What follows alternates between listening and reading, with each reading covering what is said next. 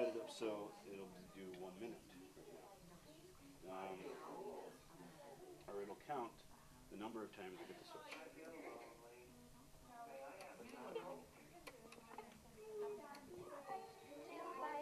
And I got to press and hold this one. Or we can set it up so it, you know, again, it's not counting anymore, but I hit it and so this is another one. He's cute.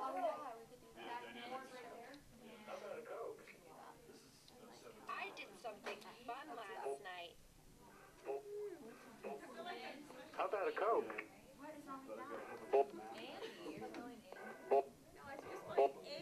Like the word and. And here's the mic. Okay, I gotta think of something. Okay. Hi, how's it going? Wait, do you hold it down? Yeah. I think you're good. Oh, dang it. I want fish and chips. How's it going? I'm at Brigham Young University. Yay! Other fun things, we can do some writing activities. So if we're just working on forming our letters, I can change the size of my letters. So if I'm working, on something smaller or bigger. And now I have to go do it the prescribed method of forming my alphabetic letters. So I can't do the A backwards, even though it's going to look right. And then I can take my A and throw it in the garbage. Get some good auditory feedback. So I can't go this way. If I go out of bounds too much, I'm kind of required. And then we even can do 1, 2, 3, 4. You can do a counting activity with it. iTunes. Is it working? That's pretty tight. L-I-T-E. The lazy man's mouse. Just lay in bed and you just like. You could totally play video games just by laying in bed and just like looking at the screen. Oh, that would actually be cool. It's not working. You gotta do it again. No, hold it. Hold it. And then press this. Yeah. At the same time. Hungry.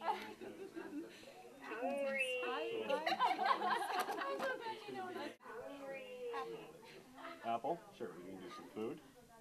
We're going to do fruit. Here's my apple. I love to eat apples. Me too. Does that make sense? So, and this kind of helps actually with your English class too. Because what's an interjection? Ha ha ha. Hello. It's something that you blurt out. So it's going to be our fireworks. That makes sense? I gotcha. So ha ha ha. So my interjection and then the telephone. Hurry, jump, forget, confused, roll over. My interjection and the smiling face, the good feeling face is going to be that. Sorry is the frowning face. Where they're taking advantage for students with disabilities of an exemption to copyright. So there is an exemption written into copyright law that says for students who qualify, they can get their books provided for them in an accessible format. Does this make sense? Yes. How do you qualify? So if I go up into here, and I'll show you this really quickly, qualifications. So there's really 4 different formats for qualifying. There are 4 different diagnosed sections for qualifying. The first one is visually is blind. Basically, textbook publishers don't want to build books in Braille for their blind population because a textbook, a biology textbook in Braille, that's only about that thick for written students. No, it would be up to the ceiling. Maybe 2 stacks. Braille books are massively expensive. Visually impaired, so if you need your books in large print, that's another qualifying thing. If I'm physically unable to access a book, I may benefit from having my text electronically. and those with other print disabilities. And notice they also put in here who can qualify an individual, which I think is really nice. Really, there's special education teacher in this section, there's special education teacher in this section, and there's special education teacher in this section. One thing you do need to be aware of is that having a diagnosis of autism or ADHD or an emotional disability does not automatically qualify you as being print disabled. Does that make sense? So, but from here, I can get, so what books are popular nowadays? Any suggestions for a book for me to look for? What? The Hungry Games? Hunger Games? So I've got book 3 of the trilogy, Mockingjay. I've got book 1. I've got book 2. Sorry, I'm just tired of searching for Harry Potter. I've done it too many times. That's all right. Now, for me to be able to download this, I have to be signed in as a qualified user. And does that make sense?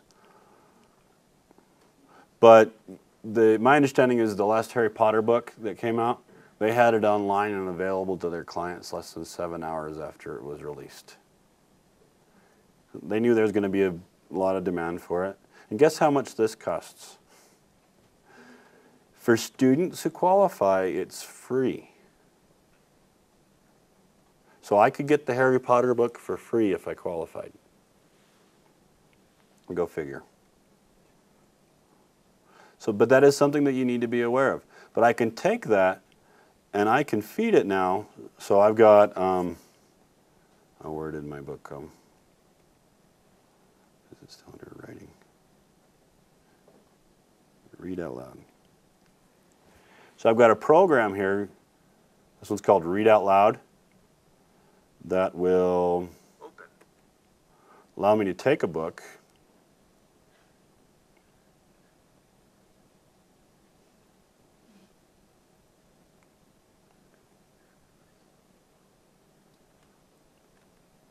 so these are actually from Bookshare, but they're in public domain, so I don't have to worry about copyright issues. So I've got Tarzan, I've got Christmas Carol.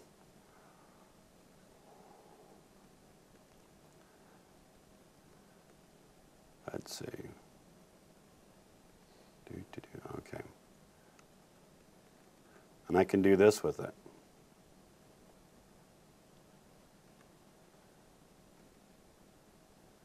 Speech. Turn the speech on.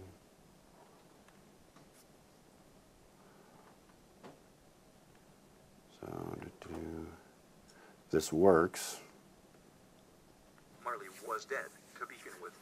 There is no doubt whatever about that.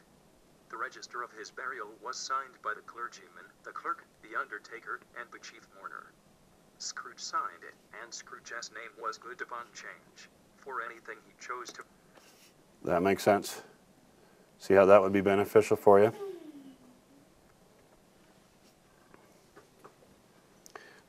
Okay. So changing lanes again.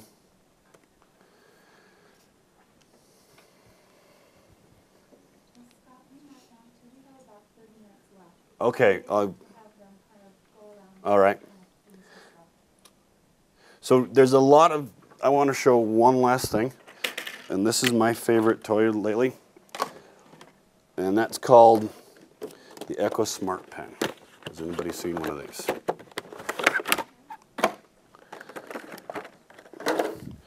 This is great for college students. I wish I had one of these when I was a college student.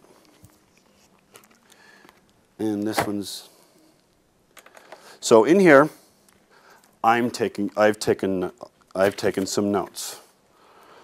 And if I touch on my page, I was singing. So this pen knows where it is on the paper. And it'll coordinate your recordings with where your recordings with what it's writing on the page.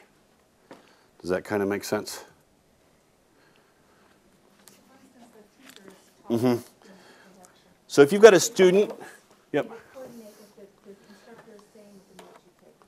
So you get that coordination between those two. And you have to have a special notebook, so that's one of the Right. It's a little more costly because you can't. Yeah, for about 400 sheets of paper, it's $20. Which isn't too bad, but there's cost. Yeah. Just any old notebook. And what you're going to see, and then you can actually sync it with your computer, and you can share your notes with other people, by the way. Santa Clara. And I'm just, we looked at the dragon. So a lot of the information that's given out in class is the teacher talking. Have you ever noticed that? Yeah. So, I mean, John made Mr. Bag. Okay, for a couple of things. It's going to allow students to get access to information that's required of them, without, especially if they're in a situation where they need to take notes, without the need to write everything in its dog down. So it could even be another note taker in class. So the student can listen and be able to access that information later on. Somebody with a hearing impairment, where there's a lot of background noise, something like this is vital. So does that make sense? Or even just writing down, if somebody's goal is to write down one piece of information in class from a lecture, they can have that audio support, so all that other information is still available to them. I do a lot of these for students going into college and in high school, and so we're not looking at elementary grade levels, but as students are required to go to these other classes and know some of that information, here's a great support for them. I've got a teacher, a speech pathologist up in Ogden City School District. I was talking to her today about these. And you don't have to buy the paper. You can print it out. So what she's done is she's printing her news to you. Are you familiar with that? She's printing her news to you on the dot paper. And she's recording, and so she's reading to herself as she's writing over one of those. And then she's handing it out to the students, and they've got a pen. And as they're trying to read through it, if they touch somewhere on that dot paper, they've got that auditory support for those words. Oh, so you see what she's talking about? It's almost like that leapfrog program, you know, where the students have that little pen and they click on the word and it says the word. Yep. This does the same thing. Yep. So there's a lot of really unique ideas coming out using something like this. And another nice thing is the whole setup costs less than $300, which as assistive technology, that's really cheap. Anything that's in the $100 range is fairly cheap for assistive technology. So. Now, I've got a couple iPads out here. They'll be on this table. So if you haven't had an opportunity to play with them, they're there to play with. I've got another switch. I've got a switch-activated tape recorder over here. So for some of our students that we're working on that cause and effect, either it can be a tape recorder, it can be a light, something that they enjoy, and if they're really limited in their vocabulary, in their mobility, one of their biggest challenges is learning that they can affect their environment, and this is a good way of teaching that. Okay, go ahead and break into your groups. Okay, so if you've got stuff at your tables already, stay at that table and play, and then every 5 minutes I'll kind of rotate.